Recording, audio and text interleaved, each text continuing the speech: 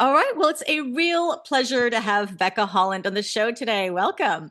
Thanks so much, Zora. I'm so excited for this. This is going to be such a good episode for anyone who has a dysregulated nervous system because we're going to talk a lot about stress and things that we can do easily to regulate that. And I love following you on Instagram, and you've got over 1 million people are right now following you. So I know I'm not the only one who likes your content.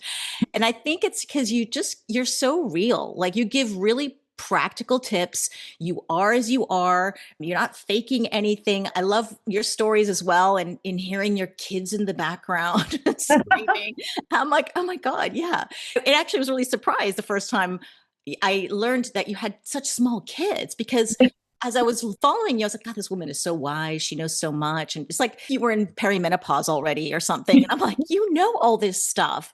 How is it? But you're going through all of this with children, young children as well. And I love that you also share your own health journey as well. It's so relatable at any age, really, to be honest. Yeah. So, yeah, I want to get a little bit of an insight in terms of what your personal experience you had that really kind of pushed you into the health and wellness world. And then what was missing from the advice that you were Mm, getting at the time? yeah.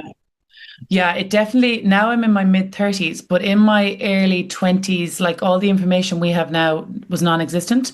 So when you're burning the candle at both ends, which I was with over exercising, I had amenorrhea for all of my 20s, so I had no cycle, just from over exercise, under eating. And I got into a really difficult cycle of underactive thyroid, insomnia, and a lot of it was driven by, of course, cortisol was so high in my body, and my nervous system at the time was so dysregulated.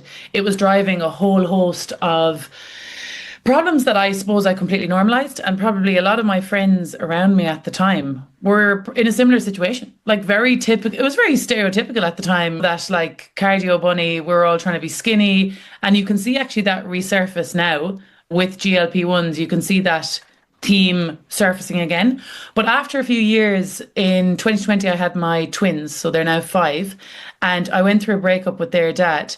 And I like it was such a weird feeling. It was almost like I felt trapped underwater. I was like, wow, I actually can't continue this level of stress in my body with the controlling of food and dealing with the low mood because the mood was low from poor sleep. And it kind of jolted me into finding a solution. So that's when I really got into circadian health and really understanding female circadian health.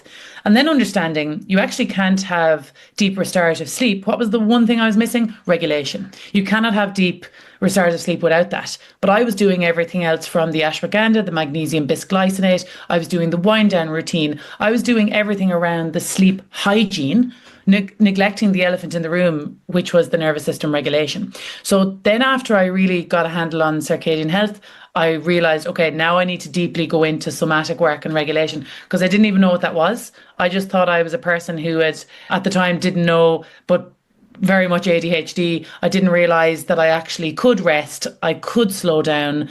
I wasn't addicted to doing.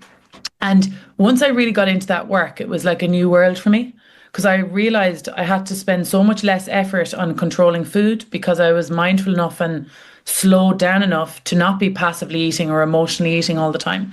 And that's what really stuck with me at the time. I was thinking, wow, I really need to help people do this because I struggled with over under eating cycles for many years.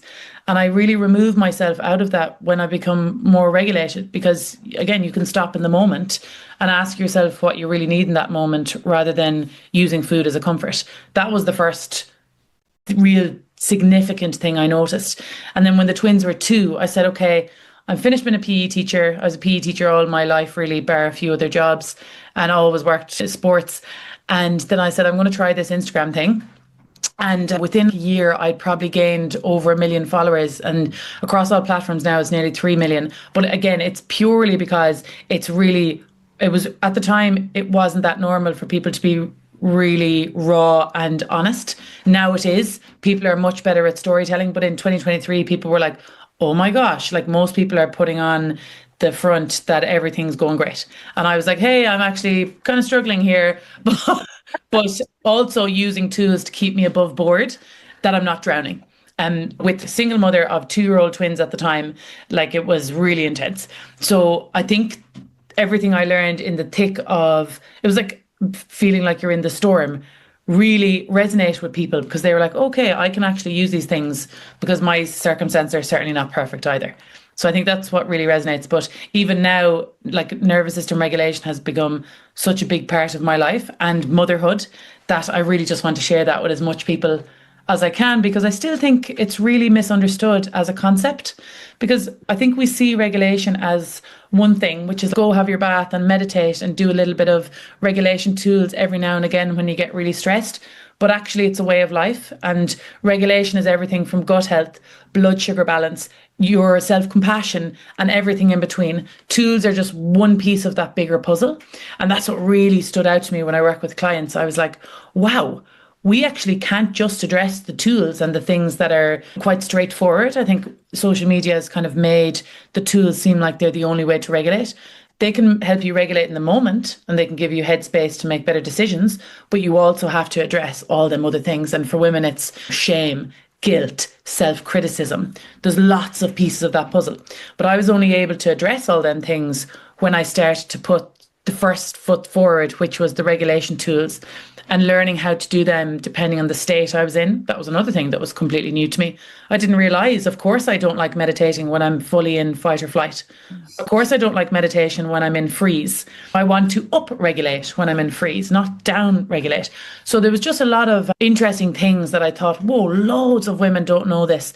And they've been so helpful to me and clients. I really want to make this a lot more understood because I think there's huge misunderstanding around.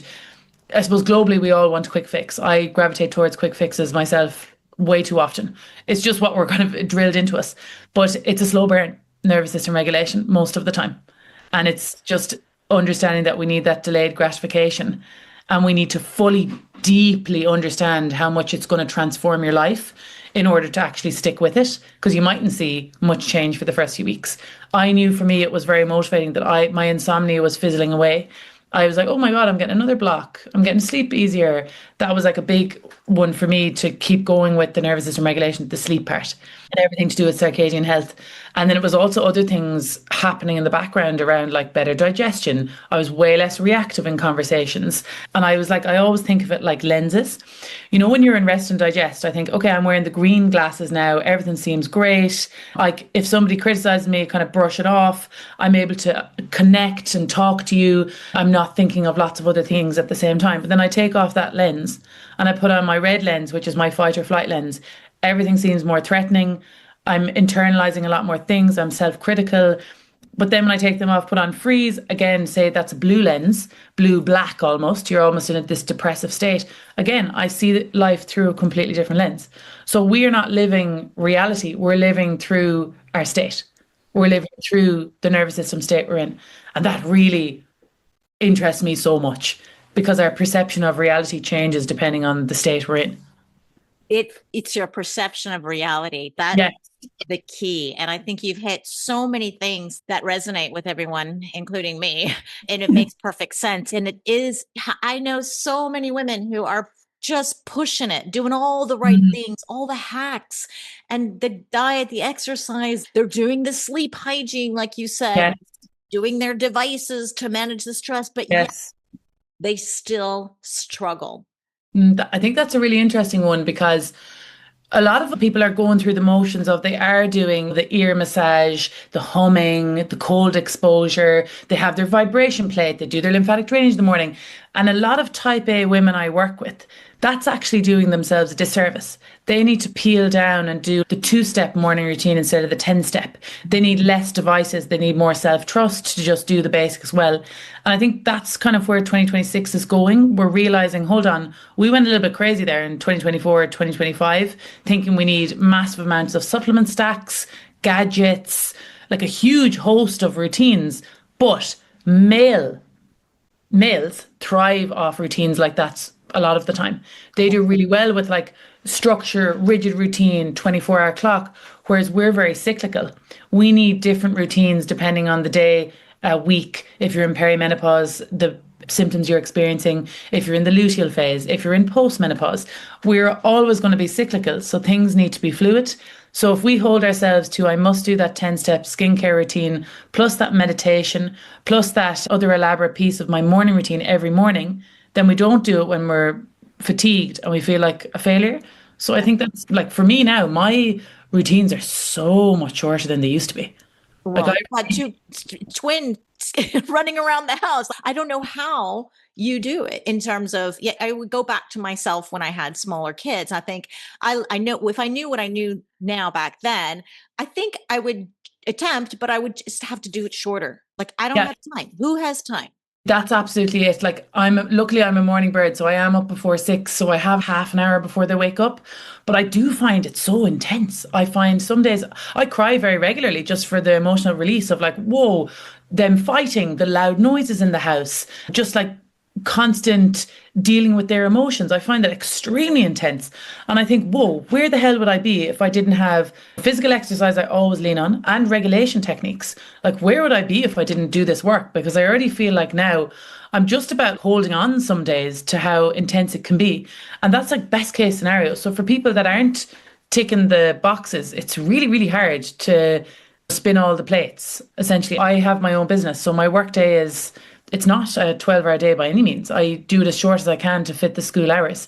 And so again, I have like optimal conditions and I still find things can be really difficult mentally sometimes dealing with children.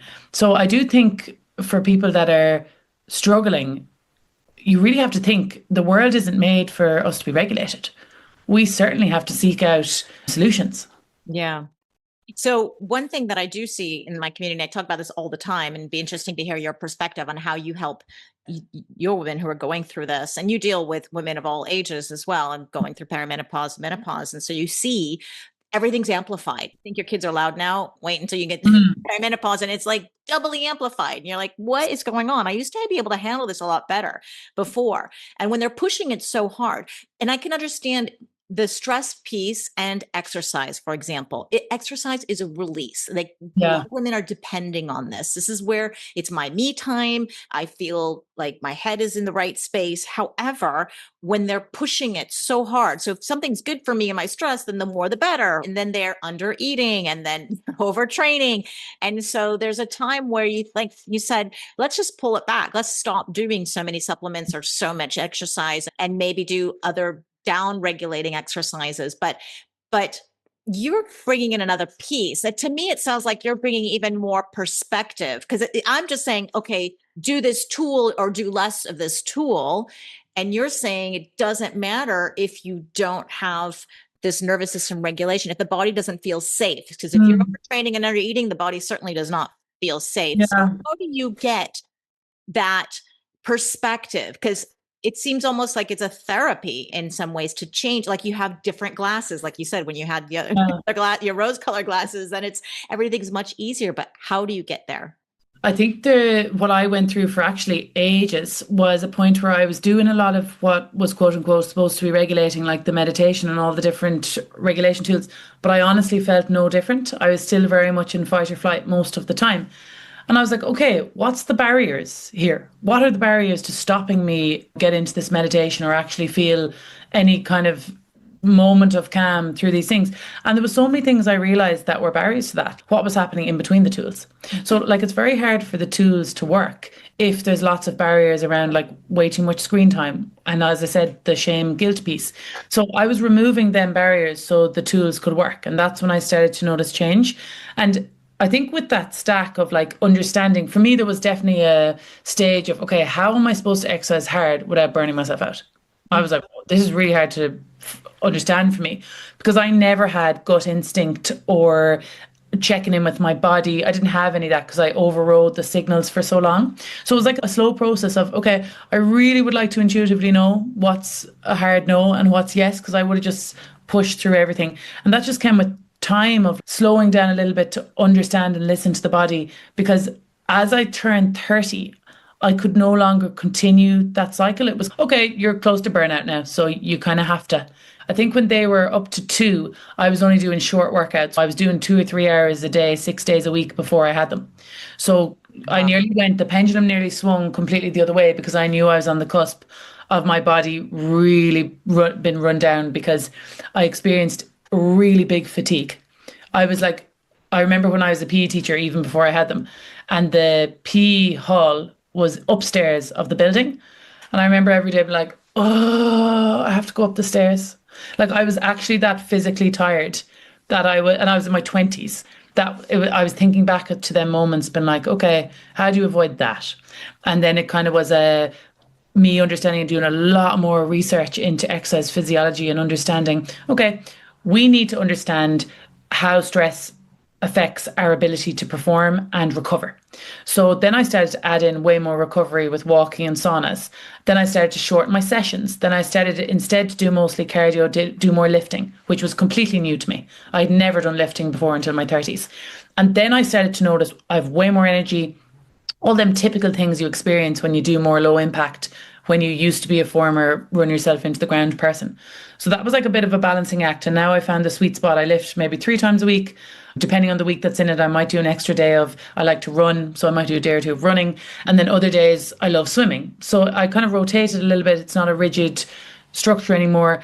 I use the framework of cycle thinking in a really flexible way. So I notice sometimes I actually feel really strong when I have my period. Other times I feel weak. And I just go with how I feel and I'm just aware of the hormone fluctuations. I'm not saying, oh, I have to do Pilates for 5 days this month. No. I'm just realizing, okay, I want more mobility typically in my luteal phase. I want more rest and recovery during my period. And that's really helped me as well because I used to train like a man, like I had a 24-hour clock. So I would train intensely 5-6 days a week. But that, again, cyclical nature of training with my body and how it feels and slowly going through the motions of knowing what that even meant because I was so disconnected made a massive difference. The exercise piece, and then I got back my sleep because I was doing more regulation. So I think for everyone, it's like you're almost like a detective and you're finding out the little tiny micro changes you need to keep making. For me, it was probably macro changes because the exercise had to really change. And then slowly the nutrition changed because I always just thought I had massive sugar cravings, but that was just because I was so dysregulated and seeking comfort all the time. And that concept really interests me. That so much people, and I have 2 friends that would say, I'm just like, I have such a sweet tooth. I just can't be around sugar.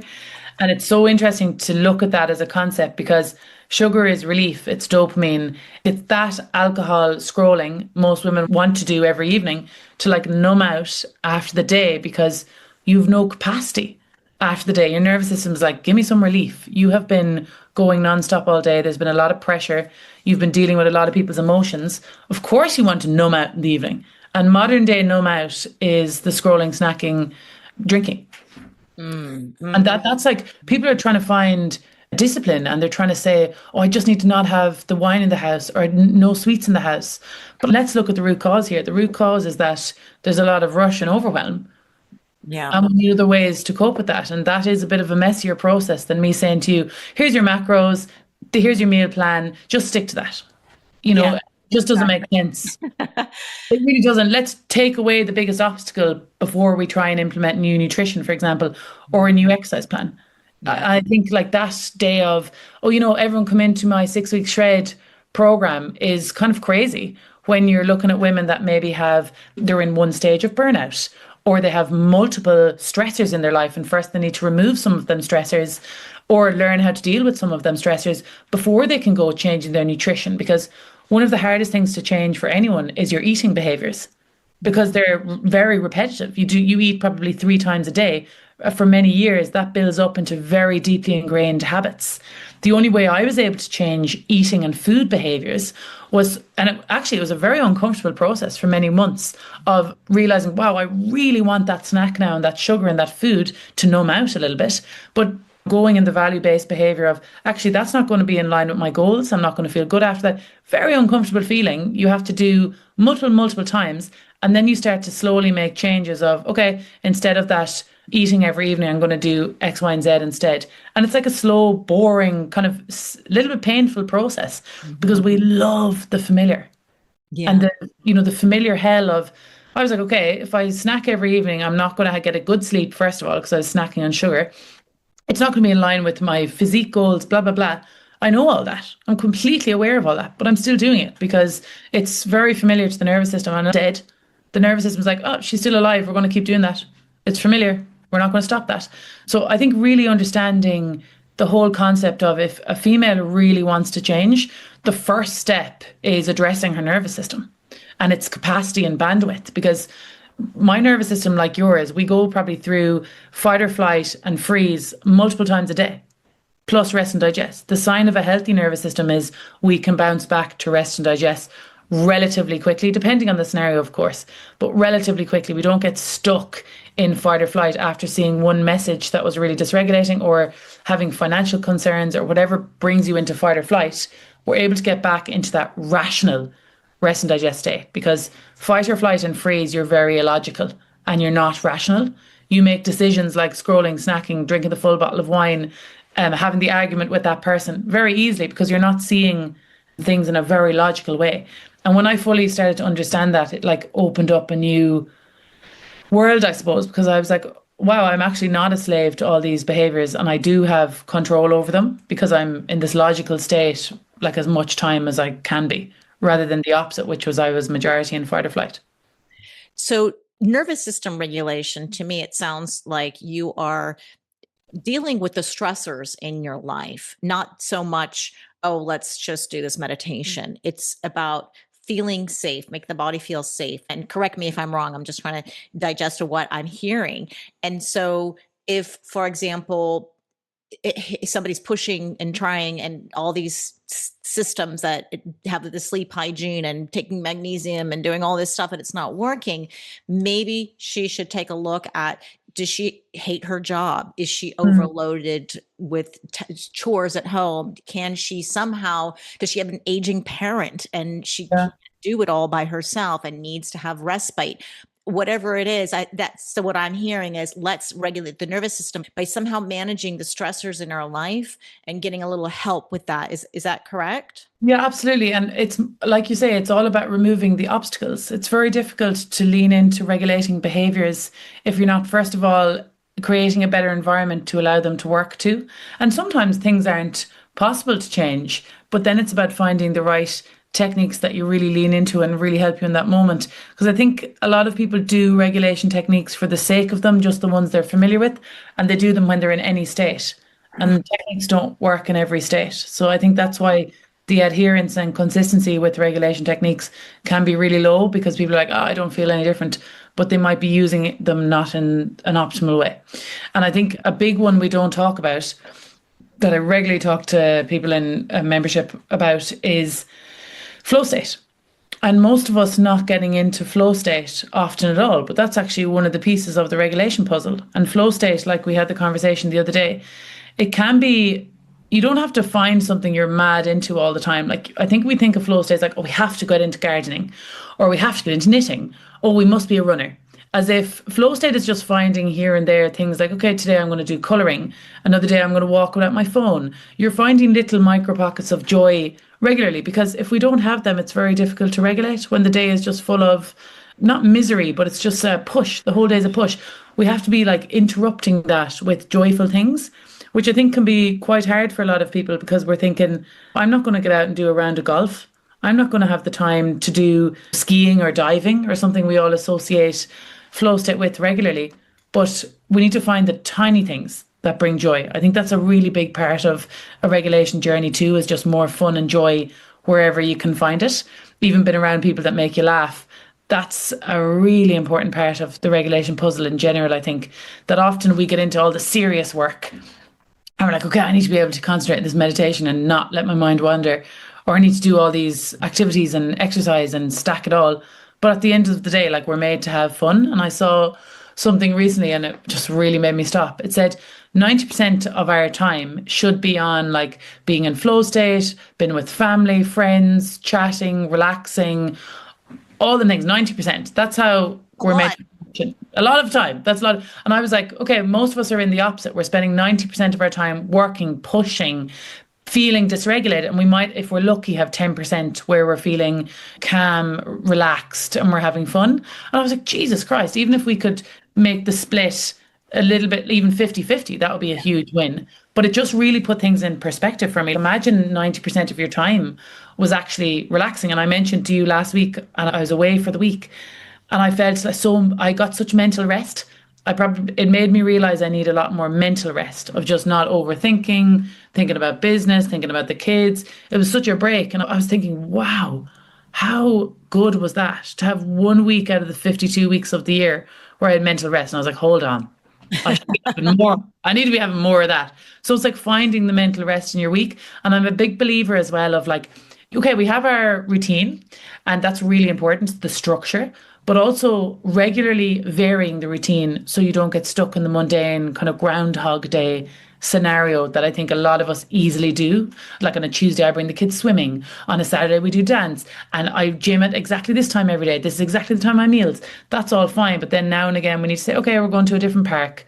We're going on a different walk. We just do something to mark time, to give enjoyment, to give mental rest where you're in a different setting. And I think that's why people love traveling, because it really makes you get out of your head. But we can't all go traveling regularly. So what can we do locally that's just a little bit breaks the routine, breaks the mundaneness? And you were brilliant for that.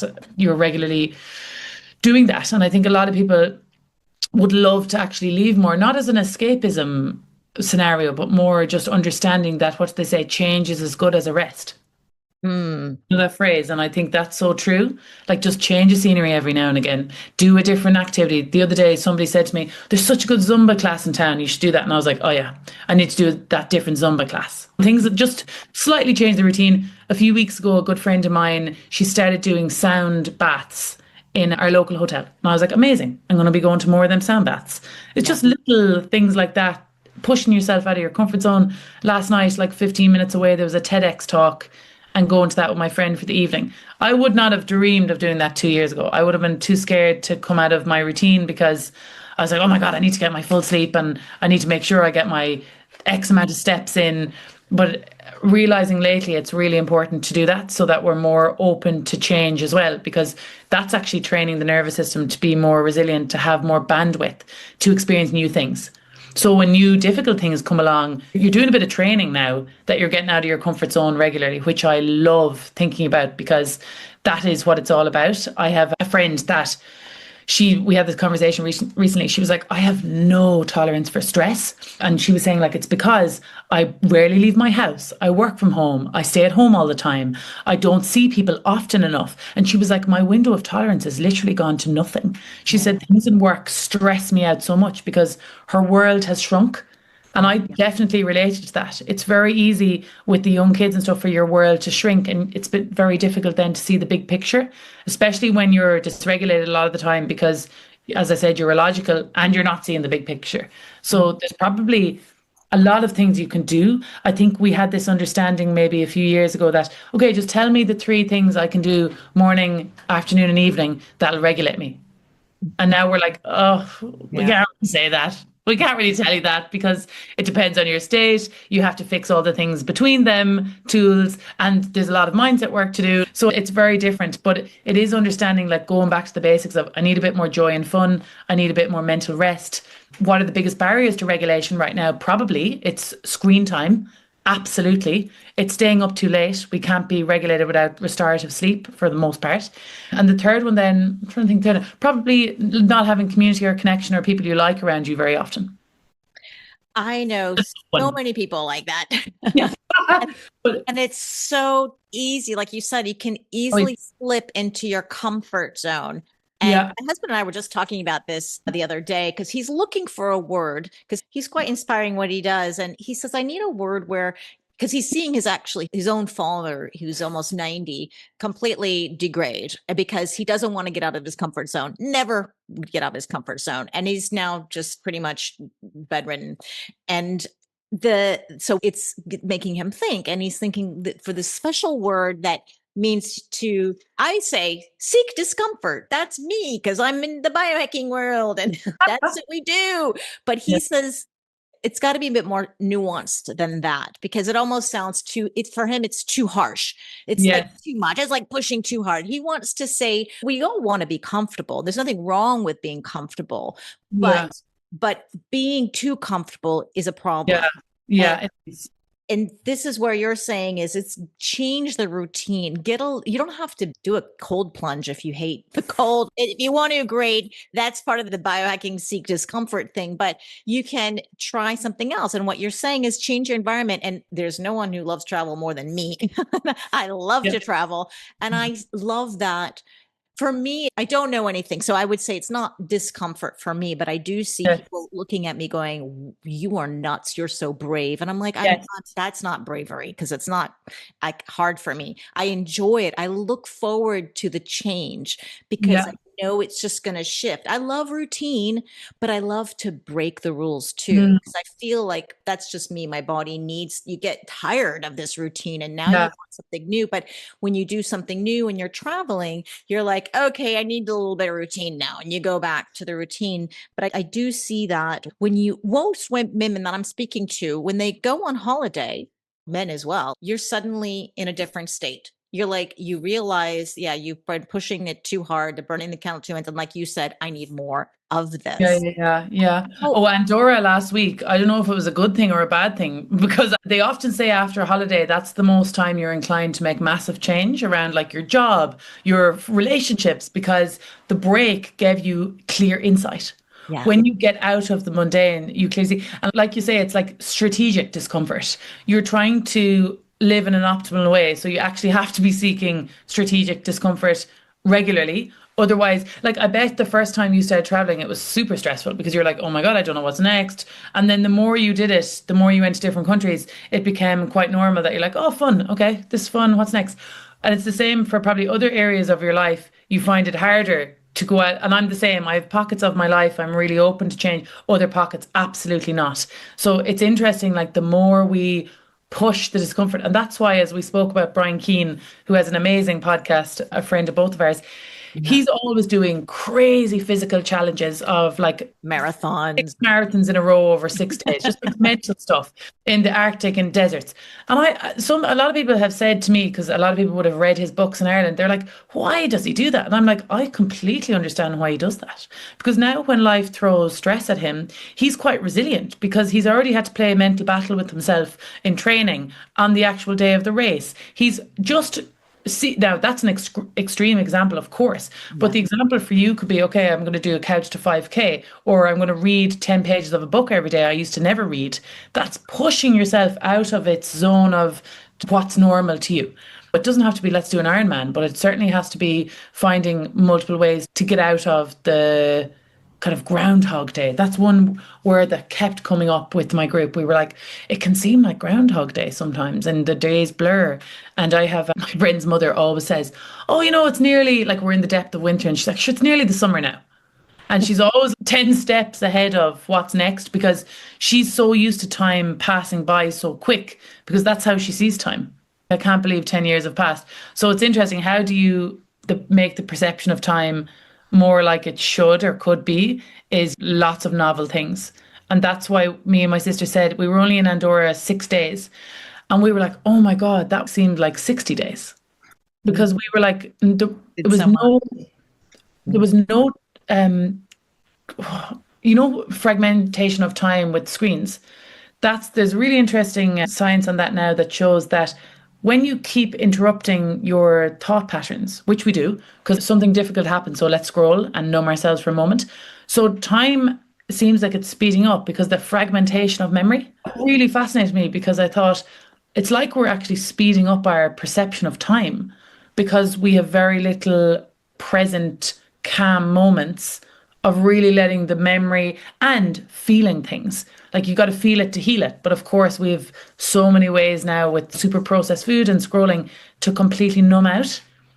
And we're just kicking down the can of almost like procrastination of actually feeling and dealing with things because we keep distracting ourselves. So that was another big thing I started to think about how easy it is to not really be able to fully get into a regulated state because you're just interrupting yourself all the time and distracting yourself all the time. You're not in the present. And one thing I think I always say life is like a toilet paper roll. The closer you get to the end, the faster it goes. It's this perception of time that shifts when we age. And as we get older, we're closer to death. Like we know we've got 10 years, 20 years, even if you look at it as 30 years, that's where I'm Yeah. at right now, more or less, maybe more.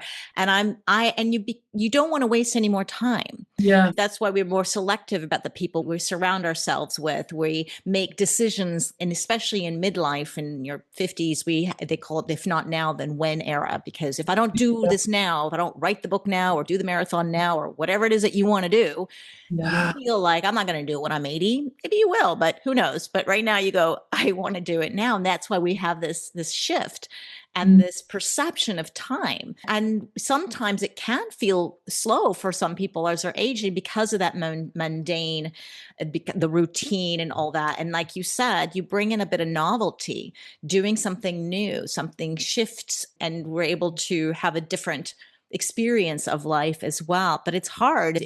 That's when you get older, you get more set in your ways. And this is what Yeah. we're trying to disrupt and say, no, let's not get too Yeah. settled. It's okay, but not too much.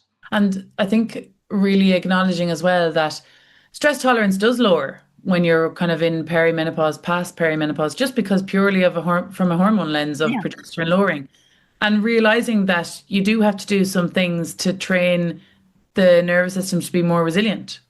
So it's, of course, we're going to want to cling to routine more, not go more places as much as we can because we're like, oh, that's so stressful and overstimulating. So we have to learn to work with that. And even just the awareness of that is important, that you're not like, what's wrong with me? I have no fun anymore. But understanding it is more difficult mentally to push yourself out of your comfort zone. So all the more reason to need to do it. And you've mentioned several times, we're all different. We're different stages of life and different experiences. If you asked me a year ago to be doing the things that I'm doing now, I had osteoarthritis. I couldn't move. I couldn't travel. The last thing I wanted to do was travel. My nervous system was on such high alert physically from chronic pain. I Yeah. had to do other things that to bring me joy that I wouldn't do now. I mean, so it's different shifts, different times in our life. So it's kind of almost useless to tell people do this and it's all going to be great because maybe it won't work for you because you're not in that phase of life. Yeah, that's so true. And that's it. There are so many different phases that, your early 20s versus your late 20s, even versus your early 30s versus your early 30s is completely different. Yeah. So it's really interesting. I used to think it was just, oh, I just need to change my exercise depending on the stage of life I'm at. But like, it's also change everything else, even your nutrition, like your blood sugar balance ability as you get into perimenopause versus before, completely different. So there's lots of like things that you need to be continuously tweaking, I think. Yeah. Well, you give a lot of great ideas, and that's why I follow you. And I've got your newsletter and I've got your Instagram, and I just love what you're Great. doing. And I hate to wrap up now. I didn't follow my questions whatsoever to let it flow because it's just so easy with you, and the time flies by. Oh, we But could go on a lot longer for sure. we could go on. We'll have to do a part two because I want to Yeah. get some more practical tips. But I really, honestly, anyone who's listening now, just go to our Instagram and you're going to get all the practical tips, and your website as well, loads of stuff. And your podcast too is wonderful. So I want to direct people there and have links to all of those in the show notes. But before we kind of wrap up, are you ready for a rapid fire? For sure. Let's go. Yeah. Okay. This is really fun. And I just want short answers. You don't have to overthink. We can explain in a part two, but it gives people just a little bite size of where you're at. So let's go. Just one healthy habit that often backfires in midlife. Ooh, one healthy habit that backfires in midlife. I think that is trying to get into a calorie deficit when you haven't understood the extra nutrients you need. Most underrated habit for hormone balance. Being in bed without a phone. Favorite nervous system device or gadget? I'm really not a gadget person at all when it comes to nervous system. I think it's all about your hands. So I actually have no device, but if I had to be pushed, I would say my favorite thing that has supported me is ashwagandha. It just works really well for me as an adaptogen. One sign your body is asking for support, not discipline. The fatigue piece, being regularly tired. A wellness trend you're tired of seeing pushed on midlife women. Cold plunges, without a doubt. Really doesn't work for a lot of women, especially now there's even more science to show it can be beneficial for a shorter time with much warmer temperatures. I'm a sauna person. I'm just buying one today. Nice. Yeah, I chose the sauna over the ice bath. Yeah. So, morning or evening routines, which matter more now? I think that's depending on your stress load. So it very much depends what happens at either side of the day. For me right now, definitely my evening routine is more important, allowing my body to relax in the evening because of my habits in the morning are quite good. I don't have the habit of scrolling in the morning or anything like that. One thing you wish every woman knew about perimenopause. That you fully need to understand what progesterone does in your body so nothing seems confusing. Wonderful. Well, I am going to have to let you go, but I am so grateful to you. I have links to everything in the show notes. Please go check out Rebecca Holland. You got healthwithholland.com and your Instagram, of course, and the Becca Holland Show. And you have a program. Can you tell us a little bit about that with your coaching? Yeah, my core program is Regulate, Rebalance, Reset, and that's like a 12-month container where we fully integrate all of the regulation pieces. But we also do a 30-day reset, nervous system reset that is helpful too. Yeah, that's mainly it. And yeah, check out me and Zora's episode actually on the Becca Holland Show because that'll be a great one. Yes, check that out. I'll have a link to that one in the show notes too. And thank you so much for your time, Rebecca. I Thank just you as always, Zora. love what you're doing. And I love that everyone who's listening now, it's just the three of us. We're so glad that you spent your time with us. I truly value your time and I hope to see you again. Have a good day, good night, good morning, wherever you're at. And we'll see you next time. Take care.